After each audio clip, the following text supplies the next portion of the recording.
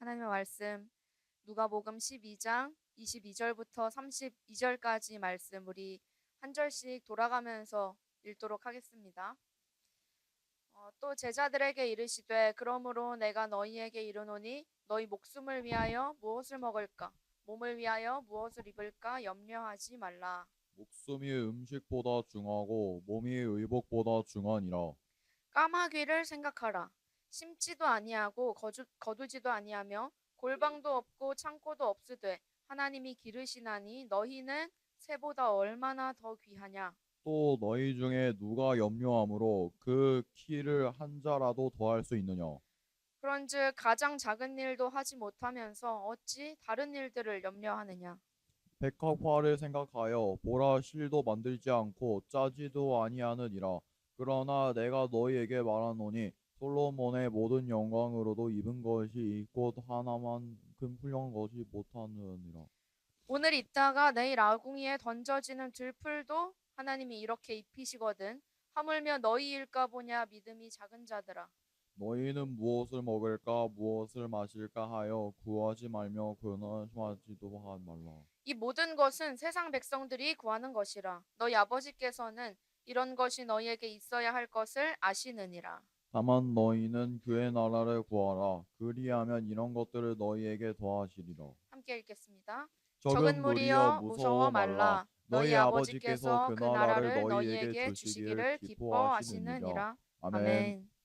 자, 오늘 말씀은 얼마나 더 귀하냐라는 제목으로 누가복음의 말씀을 전하겠습니다. 오늘 말씀 역시 예수님께서 제자들에게 말씀하시는 말씀인데요. 여러분, 오늘은요, 예수님께서 제자들을 통과해서 우리에게 하시는 하나님의 말씀입니다. 그러니까 이 당시에는 예수님께서 제자들에게 하셨던 말씀이지만 오늘은, 그리고 오늘의 시대는 우리에게 하시는 하나님의 말씀인 것입니다. 우리 22절부터 23절의 내용을 함께 읽어볼까요?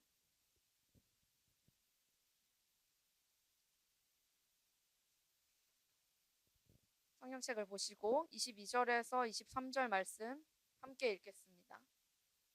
시작. 또 제자들에게 이르시되 그러므로 내가 너희에게 이르노니 너희 목숨을 위하여 무엇을 먹을까 몸을 위하여 무엇을 입을까 염려하지 말라. 목숨이 음식보다 중하고 몸이 의복보다 중하니라. 네, 여기까지. 여러분, 오늘 교회 올 때 옷 뭐 입을지 고민하셨어요? 안 하셨어요? 오늘 교회 올 때 옷 고민 한 사람 한 사람 좀 민망하죠? 안 한 사람. 나는 오늘 진짜 한치의 고민 없이 그냥 입고 아무 생각 없이 왔다. 역시 우리 멋쟁이 형제들. 네. 자, 저는 했습니다. 그리고 오늘 여러분 오늘 점심 메뉴 뭐 드실 거예요? 식당에서 나오는 거? 아니면 뭐 밖에서? 아니면 집밥? 점심 메뉴 뭐 드실 거예요? 그럼 오늘 말씀에 따르면 내가 너희에게 이르노니 무엇을 먹을까 무엇을 입을까 염려하지 말라 라고 나와 있는데 여러분 그러면 우리 이런 일상적인 고민들 하면 안 되는 걸까요? 어떻게 생각하세요? 오늘 이 말씀이 오늘 말씀은 메뉴 고민하지 말라 혹은 오늘의 코디 고민, OOTD 고민하지 말라는 말씀은 아닙니다. 자, 여러분 음식은 무엇을 위해서 있죠? 음식은 쾌락을 위해서 있나요? 자, 우리 사는 시대는 풍요의 시대죠. 1년에 버려지는 옷이 10억 옷이 아니라 1년에 버려지는 음식이 10억 톤 이상입니다. 여러분 놀랍게도 음식은 원래 쾌락이 아니라 목숨을 위해서 있는 것입니다. 맞죠? 음식은 우리 몸의 에너지원입니다. 음식을 오랫동안 안 먹으면 생명을 잃게 됩니다. 아사, 굶어 죽는다고 하죠. 아사. 음식은 그래서 우리에게 꼭 필요한 것입니다. 우리 시대의 음식은 쾌락을 가리키고 있지만 먹방, 막 예쁜 디저트들, 맛. 우리 시대의 음식은 쾌락을 가리키고 있지만 사실 원래 음식은 목숨을 위해서 있는 것입니다. 그러니까 여기서 오늘 말씀에서 말씀하시는 음식은 있어도 되고 없어도 되는 뭐 마카롱과 같은 간식을 말하는 것이 아니라 지금 필수적인 끼니, 우리 목숨을 위해서는 꼭 먹어야 되는 음식을 말하는 것입니다. 음식은 우리 생명에 필수적입니다. 그러면 또 한 가지, 여러분 옷은 무엇을 위해서 있나요? 옷. 옷은 나를 뽐내기 위해서 있나요? 여러분 우리 사는 시대는 또한 패션의 시대죠. 1년에 버려지는 옷은 11만 톤 이상입니다. 놀랍게도 음식보다 옷이 무거운데 음식이 훨씬 더 많이 버려집니다. 아무튼요. 그러나 놀랍게도 옷은 원래 자랑이 아니라 우리의 몸을 위해서 있는 것입니다. 옷은 우리를 보호해 주죠. 옷은 우리를 보호해 주죠. 여러분 겨울에 옷이 없으면 어떻게 되나요? 여러분 너무 추울 때 롱패딩까지 다 입고 나서 걸으면서 뭐라고 하나요? 얼어 죽을 것 같아. 동사라고 말하죠. 동사. 여러분 이 시대의 옷은 패션, 자랑, 추구미, 아니면 유행 뭐 이런 것들을 가리키지만요. 사실 옷은 원래 우리의 몸을 위해서 있는 것입니다. 옷은 우리에게 필요한 것입니다. 여기서의 옷은 뭐 있어도 되고 없어도 되는 뭐 가디건 뭐 이런 정도의 귀여운 옷이 아니라 우리가 필수적으로 입어야 되는 옷을 말하는 것입니다. 옷은 우리 몸에 필수적입니다. 또한 아까 이야기했던 음식 역시 우리의 생명에 필수적인 것입니다. 23절에서 예수님께서 말씀하시죠. 목숨이 음식보다 중요하고 몸이 뭐보다 중요하다고요? 의복보다, 옷보다 중요하다고요. 그러면서 24절에서는 까마귀 이야기를 하십니다. 24절에서는 까마귀 얘기를 하시는데요. 우리 다 같이 한번 읽어볼까요? 24절입니다. 까마귀를 생각하라. 심지도 아니하고 거두지도 아니하며 골방도 없고 창고도 없으되 하나님이 기르시나니 너희는 새보다 얼마나 더 귀하냐. 여러분들 까마귀가 농사 짓는 거 본 적 있는 사람 있으세요? 자, 까마귀가 뭔가를 자기가 먹을 음식을 위해서 뭔가 심고 있다. 까마귀가 씨를 심어서 자기가 씨 심어둔 데를 기억해가지고 그 다음날 가서 까마귀가 물 주고 그 다음날 가서 또 까마귀가 이게 비료 물어다가 그 땅에다가 비료 주고 해서 자기가 먹을 음식을 까마귀가 농사 짓는 거 본 사람 있으세요? 오늘 말씀에 나와 있죠. 까마귀는 심지도 않고 거두지도 않는다. 그리고 까마귀는 골방도 없고 음식을 저장해 놓는 창고도 없는데 어떻게 살아간다고요? 그 뒤에 나오죠. 하나님이 기르시나니. 여러분 새는 대체 밥을 어떻게 먹는지 아시는 분 계세요? 새가 어떻게 삼시세끼, 뭐 새가 삼시세끼 먹는지 모르겠지만 아무튼 새가 자기 하루 동안 살 만큼의 밥을 어떻게 매일 한평생 굶어 죽지 않고 먹을까요? 우리 새들 정말 많이 보죠. 욥기 38장 41절 함께 보면 좋겠는데요. 욥기 어디 있는지 당황스러우시죠? 구약성경 느에 욥 시편 앞에 있습니다. 느에 욥. 욥기 38장 41절입니다. 욥기 38장 41절. 욥기 38장 41절. 욥기 38장은 욥에게 하나님께서 직접 말씀하시는 부분입니다. 까마귀 새끼가 하나님을 향하여 부르짖으며 먹을 것이 없어서 허우적거릴 때에 그것을 위하여 먹이를 마련하는 이가 누구냐? 하나님께서 욥에게 말씀하십니다. 까마귀 새끼가 굶어서 허우적거릴 때에 그 까마귀를 위해서 먹이를 마련하는 이가 누구냐? 하나님 자신이라고 말씀하시는 것입니다. 여러분, 까마귀에게 먹이를 마련하시는 분은 하나님이시죠. 하나님께서 지금 이렇게 말씀하시는 거예요. 욥기에서도 누가복음의 말씀에서도. 여러분, 까마귀는 당시 이 성경 시대 당시 뭐 지금도 마찬가지인 것 같지만요. 당시에는 부정한 짐승으로 여겨졌습니다. 레위기 11장에 그 내용이 나오는데요. 그러나 우리 주님께서는 부정한 짐승으로 취급받던 까마귀조차도 직접 기르시는 분이시라는 것입니다. 직접 먹이신다는 거예요. 여러분, 이 광활한 하늘에서 길도 없고 집도 없고 한 이 광활한 자연에서 하늘에서 여러분, 새가 어떻게 자신의 먹이를 찾고 또한 자기 몸을 지키겠습니까? 폭설이 내릴 때, 폭우가 내릴 때 여러분, 새들은 다 어디로 가죠? 새가 숨을 곳을 마련해 두시는 이가 누구십니까? 그리고 새에게 그곳을 알려주시는 이는 누구십니까? 우리는 새들이 어떻게 사는지 모르죠. 우리는 새들이 어디로 가는지도 모르죠. 대체 어디로 가길래 하루 종일 저렇게 바쁘게 날아다니는지 모르죠. 전도사님, 그런 거는 논문 이런 거 보면 새 뭐 가을철 동향 연구 이런 거 보면 다 나와 있는데요 라고 말할 수 있지만, 여러분, 우리는 대학교에서 대학원에서 10년 이상의 시간을 보내야만 새 생활을 알 수 있습니다. 한평생 새를 연구해야만 우리가 새를 알 수 있는 것입니다.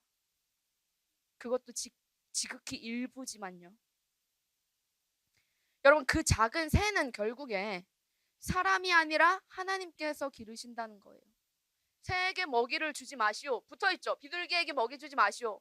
여러분, 그게 너무해요. 그럼 비둘기는 뭘 먹어? 라고 하지만 비둘기는 먹을 게 많이 있어요. 하나님께서 그 비둘기를 기르십니다. 그리고 결국 이 까마귀 이야기를 하시면서 하나님께서 하시고자 하시는 말씀은 바로 이 말씀입니다. 24절 뒷부분. 너희는 새보다 얼마나 더 귀하냐. 여러분, 이 부분을 원어인 헬라어로 좀 거칠게 직역을 하면 이렇습니다. 너희는 새보다 얼마나 많이 더 귀하냐. 너희는 도대체 왜 어떻게 먹고 살지 고민하고 염려하고 불안해하느냐. 그 모든 것이 결국은 너희의 목숨을 위해서 있는 것인데, 새들의 목숨도 주님께서 돌보시거든. 너희는 새들보다 얼마나 많이 더 귀하냐. 너희를 하늘 아버지께서 당연히 먹이지 않으시겠느냐. 그리고 27절 28절입니다. 우리 한 목소리로 함께 읽으면 좋겠는데요. 27절 28절 누가복음 12장이었죠. 누가복음 12장 27절 28절 말씀 같이 읽겠습니다. 시작. 백합화를 생각하여 보라. 실도 만들지도 않고 짜지도 아니하느니라. 그러나 내가 너희에게 말하노니 솔로몬의 모든 영광으로도 입은 것이 이 꽃 하나만큼 훌륭하지 못하였느니라. 오늘 있다가 내일 아궁이에 던져지는 들불도 하나님이 이렇게 입히시거든. 하물며 너희일까 보냐 믿음이 작은 자들아. 백합화의 사진을 제가 준비해 왔는데 PPT가 안 됩니다. 자, 아무튼 백합화는 하얗게 생기고 아주 아름답게 생긴 꽃입니다. 여러분, 꽃은 일반적으로 예쁘죠? 저 뒤에 꽃이 있는데 죄송해요, 마른 꽃입니다. 저희는 들풀은 하나님께서 기르시는데 4층에 있는 꽃은 우리가 길러야 됩니다. 근데 우리는 4층에 있는 꽃을 기르지 못해요. 뭐 아무튼 간에 꽃은 일반적으로 예쁘죠? 여러분, 사람이 만든 게 꽃보다 예쁘기는 쉽지 않아요.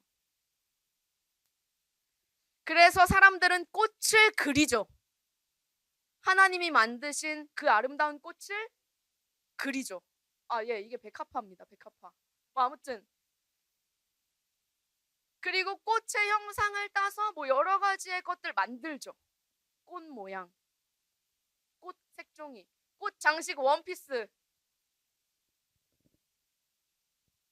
꽃은 하나님께서 만드십니다. 게다가 아주 형형색색으로 만드십니다. 그리고 사람들은 하나님께서 만드신 꽃을 따라 그립니다. 이 내용을 예수님께서는 오늘 말씀에서 아주 재밌게 표현하시는데요. 꽃이 스스로 옷 입기 위해서 실을 만들지 않고 수고하지 않는다는 거예요. 그러니까 꽃의 색깔을 옷이라고 표현하신 거죠. 꽃이 스스로 이 하얀색에 노란색 저 술을 가지기 위해서 스스로 자기 옷을 만들지 않는다는 거예요. 그러면 저 옷은 누가 입혀주신 거죠? 하나님 자신이 입혀주신다고 지금 말씀하시는 거죠. 사람의 모든 영광이 금이나 은이나 하물며 우리 옷도, 그리고 오늘 성경에서는 왕 중에 가장 부유했던 아주 부귀 영화를 누렸던 솔로몬의 모든 영광을 몸에 두른 것보다도 이 꽃 하나가 더 아름답다는 것입니다.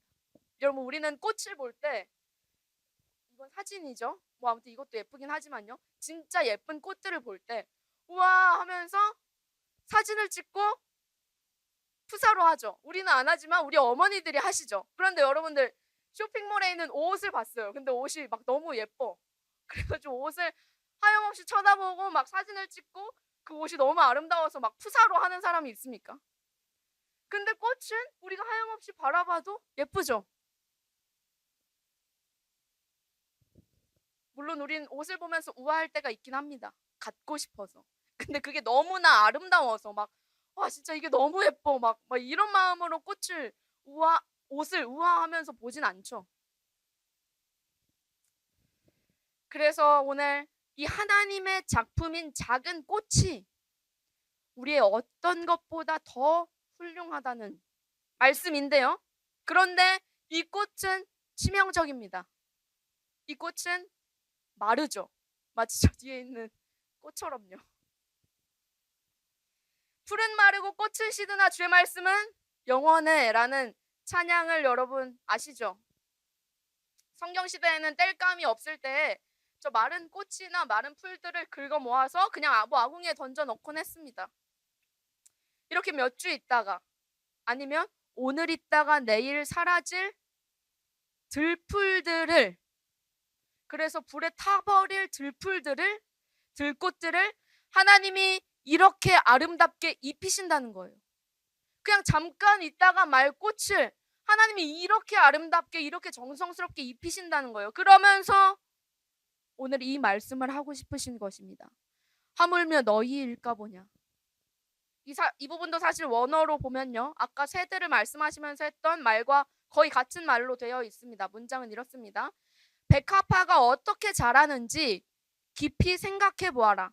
씨를 짓지도 않고 수고하지도 않는다. 그러나 내가 너희에게 말하노니 솔로몬의 모든 영광으로 들은 것이 이 꽃 하나만큼 못한다. 오늘 그리고 내일 아궁이에 던져지는 들의 풀도 하나님이 이렇게 입히시는데 너희는 얼마나 많이 더 귀하냐. 여러분, 까마귀가 소중한가요? 사람이 소중한가요? 소문이 없나요? 백합화가 소중한가요? 사람이 소중한가요? 사람이 소중한가요? 왜요? 여러분, 사람이 더 소중하다는 건 누가 정했죠? 맞습니다. 여러분, 그런데 까마귀 자기가 더 훌륭하다고 주장할 수도 있지 않나요? 까마귀는 사람보다 내가 더 소중해. 들풀도 사람보다 내가 누가 봐도 더 예쁜데 내가 더 소중하지, 이렇게 주장할 수 있지 않나요? 여러분, 요즘 세상은 사람보다 들풀이 더 소중하다고 말하는 세상입니다. 여러분, 풀들도 존중받아야 된다고. 인간이 풀보다 낫다는 법이 어디에 있냐고 주장하는 세상이지만요, 여러분, 그것은 절대 아닙니다. 이것은 하나님께서 정하신 것입니다. 여러분, 인권을 넘어서 요즘은 동물권이 더 높아지는 시대입니다. 강아지, 고양이 너무 귀엽죠. 그런데 그 친구들이 인간보다 더 소중해지고 있는 시대입니다. 이제 곧 식물의 권리를 주장하게 되는 시대가 올 것입니다. 동물권을 넘어서 식물권을 주장하는 사람들이 올 것입니다. 여러분, 그러나 이 질서는 잊어버리면 안 됩니다. 제가 지금 동물이나 풀이 쓸모없고 미천하다고 말하는 건 절대 아닙니다. 그건 역시 하나님께서 만드신 것입니다. 여러분, 그렇기 때문에 이것은 순위의 문제, 우열의 문제가 아니라 존재의 문제인 것입니다. 존재. 하나님과 우리 중에 누가 더 훌륭한지 순위 매길 수 있나요?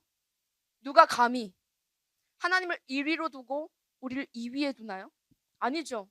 여러분, 이것은 순위의 문제가 아니라 존재의 문제입니다. 비교할 수 없는 존재라는 거죠. 하나님께서 세상을 창조하실 때 우리를 얼마나 존귀하게 지으셨는지 볼까요? 창세기 1장 26절에서 31절 말씀인데요. 우리 함께 찾겠습니다. 맨 앞장, 성경의 맨 앞에 창세기가 있습니다. 창세기 1장 26절에서 31절 말씀. 꽤 길지만 우리 함께 한 목소리로 읽으면 좋겠습니다. 읽겠습니다. 시작.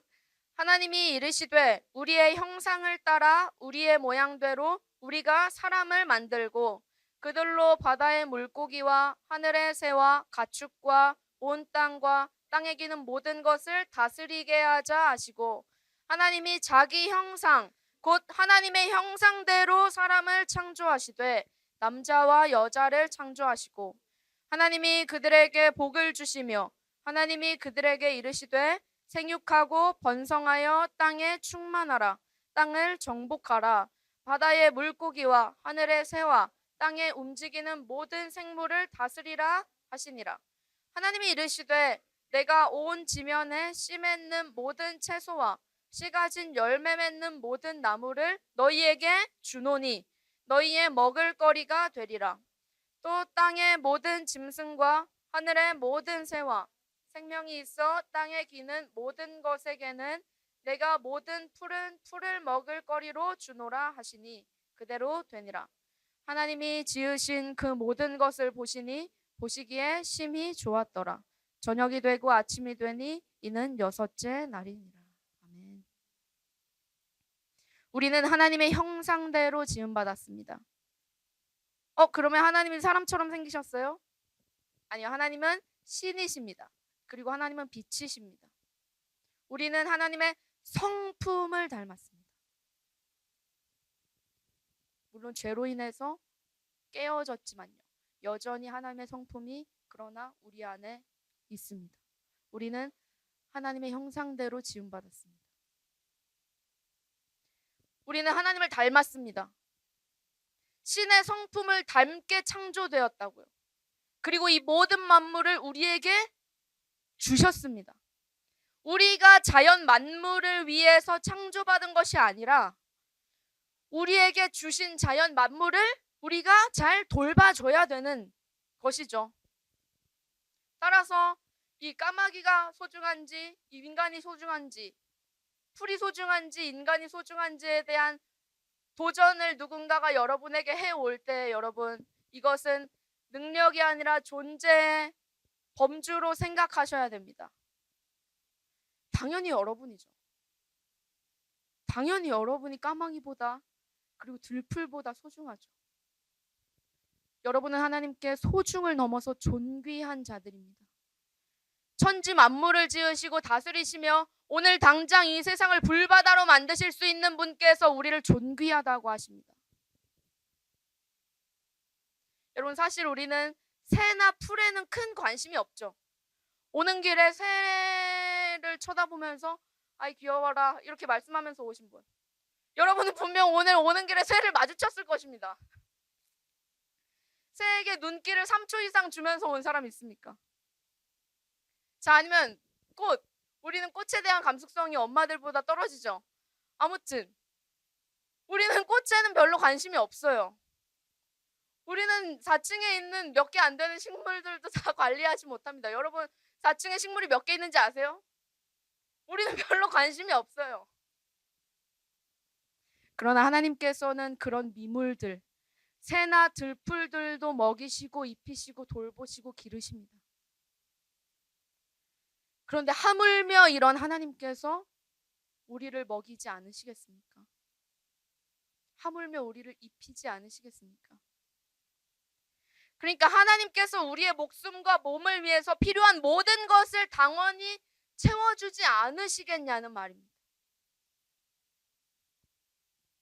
그러면서 예수님께서는 누가복음 29절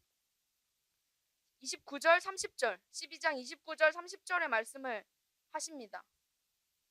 너희는 무엇을 먹을까 무엇을 마실까 하여 구하지 말며 근심하지도 말라. 이 모든 것은 세상 백성들이 구하는 것이라. 너희 아버지께서는 이런 것이 너희에게 있어야 할 줄을 아시느니라.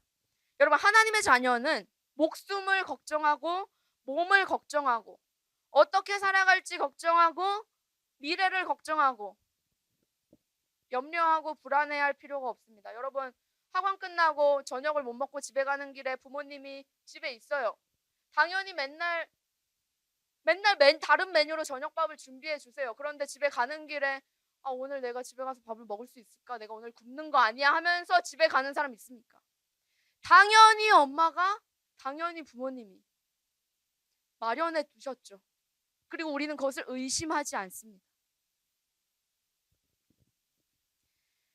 하물며 우리 육신의 부모님도 우리를 먹이시고 입히시는데 하늘에 계신 아버지께서 우리의 부모님의 아버지도 되시는, 또한 나의 아버지 되시는 하나님께서 나를 먹이실까요? 안 먹이실까요? 그리고 나를 지키실까요? 안 지키실까요? 따라서 오늘 말씀에 따르면 이 모든 것은 하나님을 아버지로 알지 못하는 세상 사람들이 걱정하는 것이라는 거예요. 내가 앞으로 어떻게 살아가야 되지? 내가 앞으로 어떻게, 난 지금 돈이 없는데 난 지금 어떡하지? 난 꿈이 없는데 어떡하지? 이런 것은 하나님을 아버지로 알지 못하는 세상 사람들이 걱정하는 것입니다. 내가 앞으로 대체 어떻게 살아가야 되는지, 대체 어떤 인생을 살아야 되고 어디로 가야 되는지, 내가 어떻게 벌어먹고 살지 걱정하고 염려하고 불안해하고, 그래서 타로점을 보고 오늘의 운세를 보고 부적을 쓰고 점집에 가서 내 미래를 점치는 것입니다. 불안 때문에 내가 어떻게 살지. 그러나 이것은 세상 사람들이 걱정하는 것입니다. 오늘 말씀에도 너희는 무엇을 먹을까 무엇을 마실까 하여 구하지 말며 근심하지도 말라. 우리는 두려워할 필요가 없습니다. 너희 아버지께서는 이런 것이 너희에게 있어야 할 것을 아시느니라. 이런 것이 우리에게 필요하다는 사실을 이미 아신다고요. 당연히 우리는 먹고 살아야 됩니다. 여러분, 당연히 우리는 돈을 벌어야 됩니다. 이것이 하나님께서 만드신 질서입니다. 우리는 일을 해서 돈을 벌고 하나님께서 벌게 해주시는 그 돈을 벌고 그것으로 음식을 먹습니다. 우리가 머물 집이 필요하죠. 그리고 입을 옷이 필요하죠. 여러분, 이것이 우리에게 필요하다는 사실을 하나님께서 이미 아십니다. 여러분, 그러면 채워주실까요? 안 채워주실까요? 너무 당연하죠. 여러분, 더 나아가서 여러분의 걱정과 고민과 두려움과 염려와 고민을 하나님께서 아실까요? 모르실까요? 아시죠? 여러분, 마태복음에서도 말씀하시죠. 너희 중에 누가 아들이 떡을 달라고 하는데 돌을 주며, 아빠 저 배고픈데 떡 좀 주세요 하는데 돌을 줘가지고, 떡처럼 생긴 돌을 줘가지고 돌을 먹어가지고 이빨이 깨지게 하는 아빠가 어딨냐고요. 너희 중에 누가 아들이 떡을 달라 하는데 돌을 주며 생선을 달라 하는데 뱀을 주겠느냐고요. 악한 부모라도, 그러니까 나쁜 사람이라도 자식한테만큼은 좋은 것으로 주는데 하물며 하늘에 계신 너희 아버지께서 구하는 자에게 좋은 것으로 주시지 않으시겠냐고요. 이 모든 필요를 우리가 구하기 전에 하나님 아버지께서 이미 아시기 때문에 우리는 마음 놓고 그의 나라를 구할 수 있게 되는 것입니다. 이 다음 31절과 32절의 말씀입니다. 우리 한 목소리로 함께 읽읍시다. 다만 너희는 그의 나라를 구하라. 이러하면 이런 것들을 너희에게 더하시리라. 적은 무리여 무서워 말라. 너희 아버지께서 그 나라를 너희에게 주시기를 기뻐하시느니라. 다만 너희는 그의 나라를 구하라. 어떤 나라요? 그의 나라. 그의. 여러분 문법적으로 소유격이죠.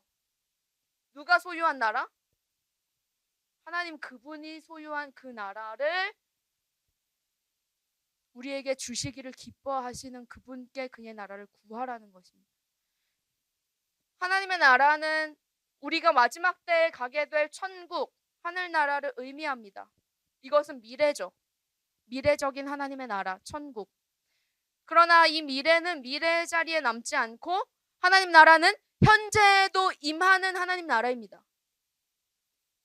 어떻게 임할까요? 현재에는. 여러분 사회 시간에 국가의 3요소 배우셨나요? 나라가 성립하려면 3요소가 있어야 되잖아요. 여러분 사회 전혀 처음 듣는 얘기인가요? 요즘은 나라의 구성에 대해서 가르쳐주지 않는가요? 나라의 3요소가 있잖아요, 여러분. 문과.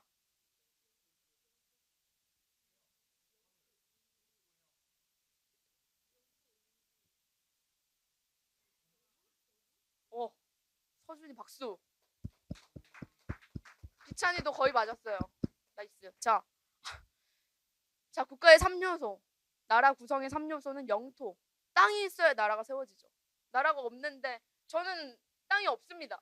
그런데 갑자기 제가 이세미의 나라를 세우겠다. 뭐 어디서? 영광교회 부지에서?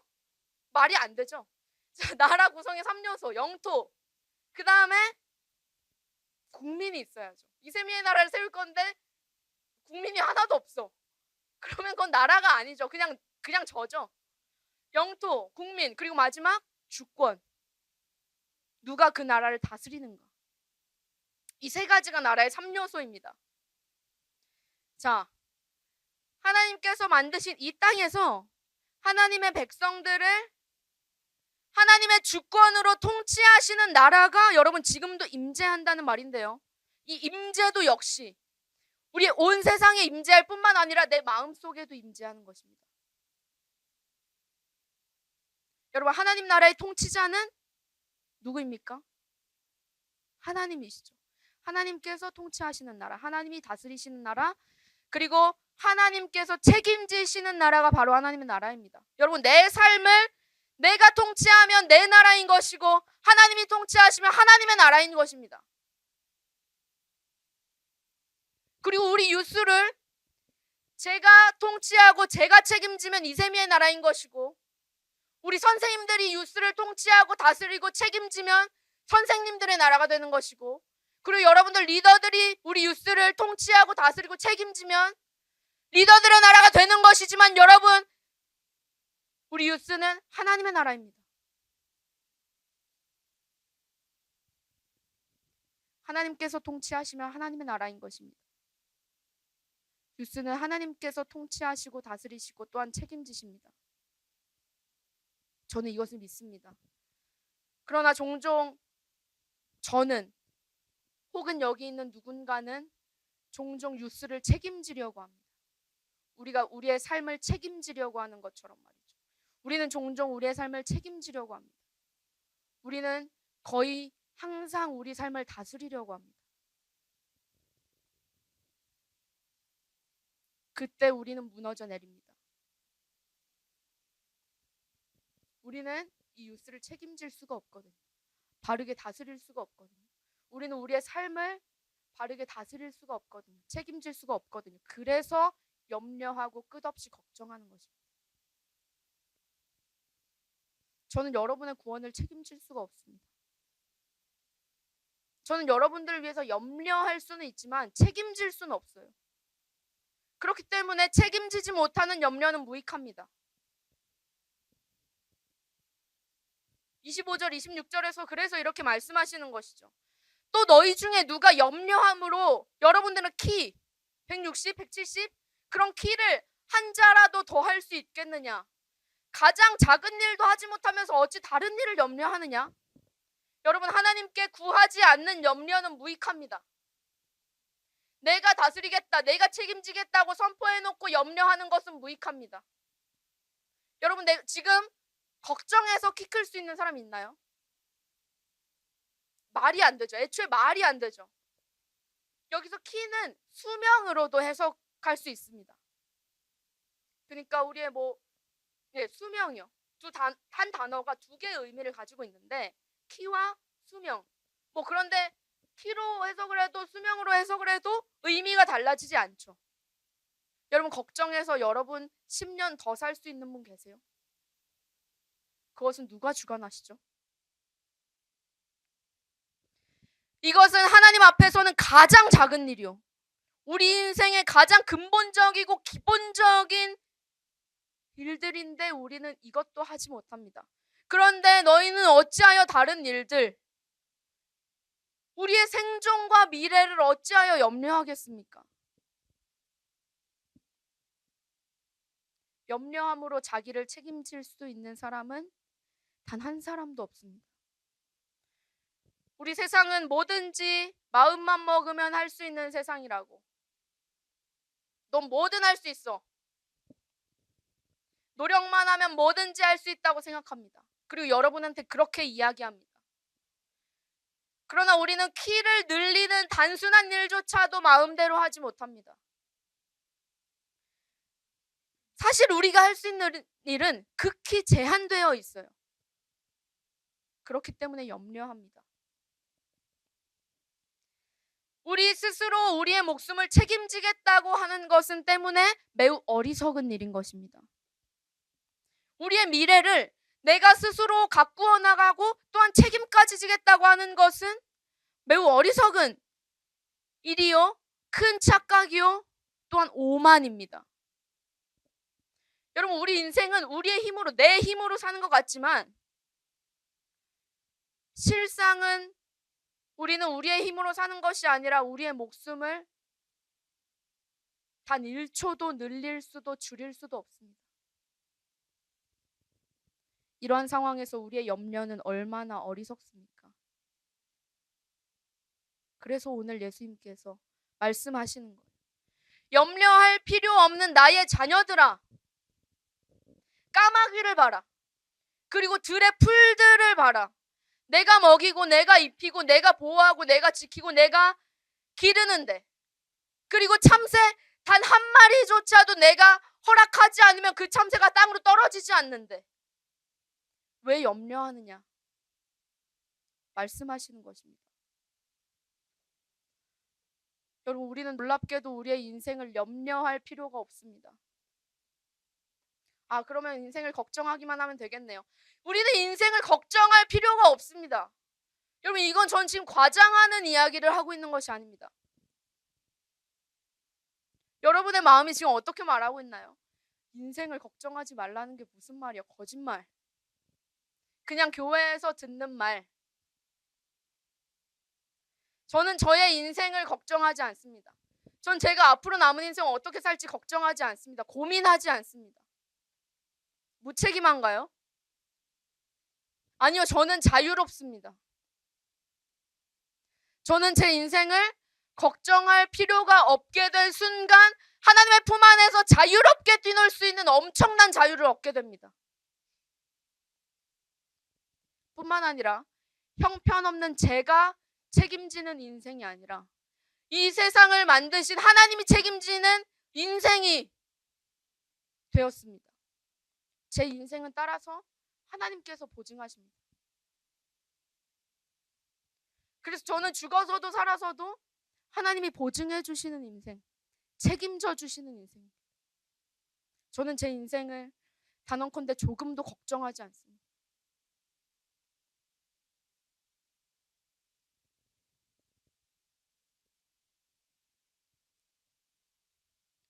그럼 저는 이제 뭘 하면 될까요? 그럼 이제 마치 제가 돈 많은 백수가 되나요? 하나님께서 다 채워주시면 그러면 뭐 할 거 없겠네. 가만히 앉아서 제 필요를 채우실 하나님을 기다리기. 여러분 중에도 있을지 모르겠지만 여러분의 꿈이 백수이자 건물주는 아닙니까? 여러분 건물주, 돈 많은 백수, 건물을 가지고 있는 돈 많은 백수가 되고 싶은 이유는 뭡니까? 건물 건물이 이 땅에서의 인생을 책임져 준다고 생각하기 때문입니다. 건물이 있으면 안전하니까. 건물이 있으면 매달 돈이 나오니까. 건물이 당신의 인생을 책임져 주는 것입니다.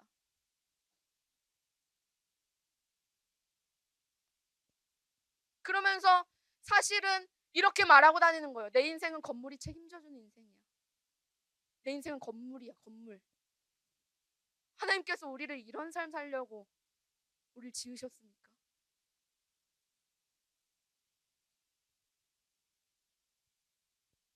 여러분, 건물이 내 인생을 책임져 준다고 말하는 게 얼마나 슬픈 일인지요.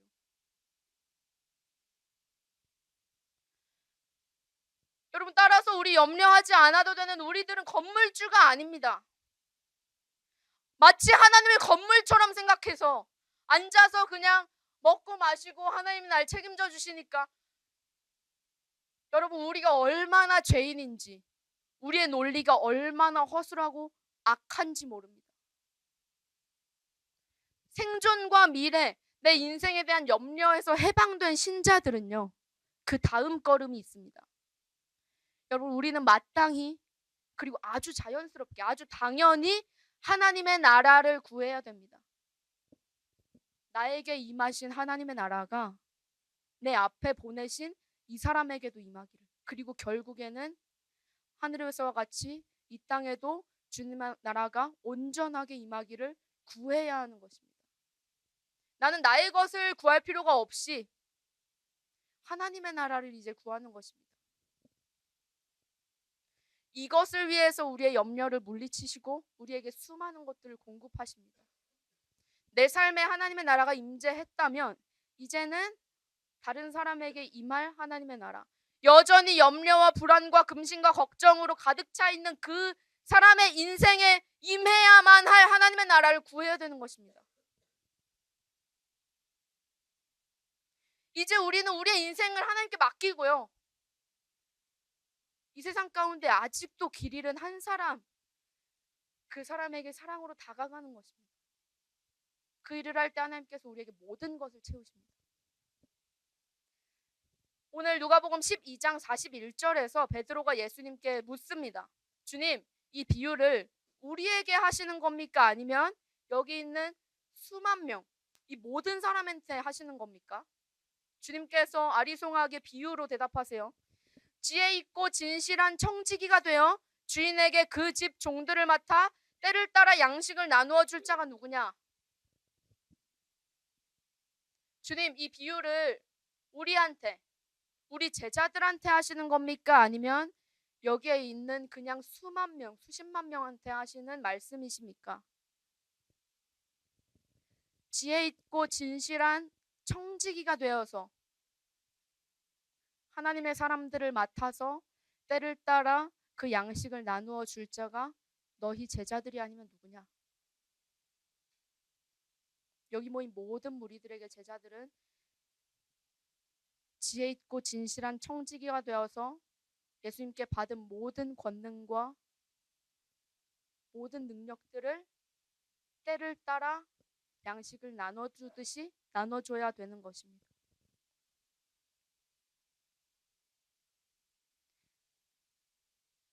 하나님은 우리의 탐욕을 채우시는 분이 아니라 우리의 필요를 채우시는 분이십니다. 우리를 위해서, 그리고 하나님의 나라를 위해서, 그리고 하나님 나라의 백성들을 위해서 하나님은 우리의 필요를 채우시는 하나님이십니다.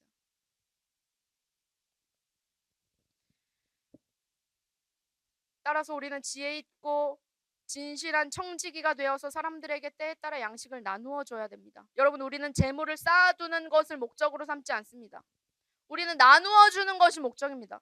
여러분, 지난주에 봤던 것처럼 오병이어의 사건에서 예수님이 떡을 떼어서 제자들에게 나누어 주라고 주셨죠. 그런데 제자들이 자기의 미래를 걱정합니다. 아, 이따가 저녁에 나 배고플 것 같은데 먹을 게 없어. 그래서 이 떡을 자기가 자기 주머니에 다 이렇게 보관하고 자기 바구니에 베드로 이렇게 써가지고 이거 내 거 하면서 그 떡을 중간에 다 가로채면, 그럼 굶어 죽진 않았죠. 굶고 있는 그 5천 명은 어떻게 되는 것입니까?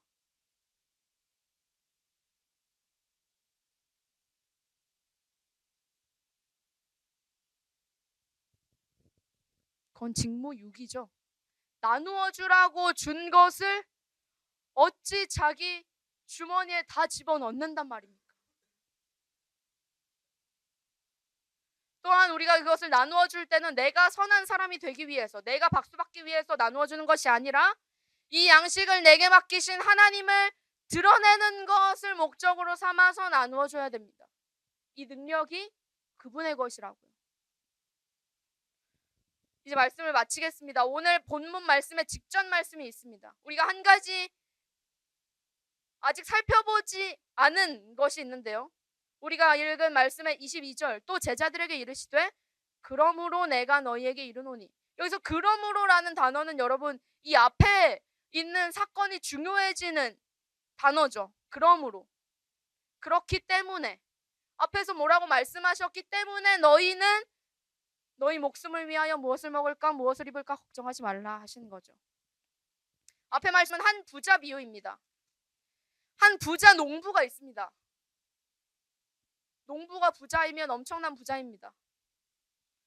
부자 농부가 있습니다. 그리고 완전히 풍년이에요. 그래서 마음에 생각합니다. 아, 근데 내가 곡식에 쌓아둘 곳이 없는데 어떻게 하지? 완전 풍년이 났는데 곡간이 꽉 찼나 봐요. 그래서 내가 이걸 추수를 다 해도 쌓아둘 곳이 없는 거야. 여러분 어떻게 하시겠어요? 내가 부자 농부야. 풍년이야. 근데 쌓아둘 곳이 없으면 여러분은 어떻게 하시겠어요? 이 부자는 한 가지 좋은 생각을 자기 마음에 떠올려냅니다. 아, 그러면 지금 있는 내 곳간을 헐어버리고 지금 여기 있는 거 다 들어갈 만한, 그리고 내 물건까지도 다 들어갈 만한 곳간을 새로 지어야겠다. 내 곳간을 헐고 더 크게 짓고 내 모든 곡식과 물건을 거기 쌓아둬야겠다. 또 스스로한테 이렇게 말합니다. 내가 몇 년치 쓸 물건들, 곡식들 많이 쌓아뒀으니까 내가 이제 평안히 쉬고 먹고 마시고 즐거워하자. 기쁨에 차서 자기 자신에게 이렇게 말합니다. 아, 그동안 수고 많았다. 난 이제 몇 년치 먹고 마실 것이 있으니까 이제 평안히 누워서 쉬고 먹고 마시고 즐거워하자. 기쁘죠? 그런 농부에게 하나님 말씀하십니다. 어리석은 자여, 오늘 밤에 내 영혼을 도로 찾으리니 그러면 내 준비한 것이 누구의 것이 되느냐? 그러면서 예수님께서 21절부터 말씀하시는 것입니다. 자기를 위하여는 재물을 쌓아두고 하나님께 대하여는 부요하지 못한 자가 이 부자 농부와 같으니라. 그러므로 내가 너희에게 말하노니 너희 목숨을 위하여 무엇을 먹을까? 몸을 위하여 무엇을 잃을까? 염려하지 말라. 그리고 오직 하나님 아버지의 나라를 구하라. 그리고 지혜 있고 진실한 청지기가 되어서 때에 따라 사람들에게 양식을 나누어 줄 자가 누구냐? 우리의 보물이 있는 곳에 우리의 마음이 있습니다. 여러분, 시간을 하나님께로부터 뺏어서 쌓아두고 있진 않습니까? 아니면 여러분들의 용돈을 잘 저축하면서 주일에 단 1,000원도 주님께 드릴 수 없진 않습니까? 어리석은 자여, 오늘 밤에 내 영혼을 도로 찾으리니. 그러면 그 아껴둔 모든 시간과 돈과 마음과 체력과 그 모든 것들은 누구의 것이 되겠느냐? 쓸모없는 것을 이 땅에서 채워두는 것이 아니라 낡아지지 않을 지갑을 너희의 하늘에 만들어라 라고 말씀하시는 겁니다. 우리를 향해서 존귀하다 하시는 하나님의 마음, 하물며 너희일까 보냐? 너희는 얼마나 많이 더 귀하냐? 그 존귀한 자가 이 세상에서 저급하게 돈을 따라 살겠습니까? 여러분, 이것은 연결되는 것입니다. 우리를 향해서 존귀하다 하시는 하나님의 마음과 또한 그분의 채우시는 은혜를 한 주간도 잘 묵상해 보시길 바랍니다. 그리고 우리는 단순히 먹고 살려고 이 땅에 보냄받은 것이 아닙니다. 우리의 존재 목적이 얼마나 큰 것인지 묵상해 보시기를 바랍니다. 기도하겠습니다.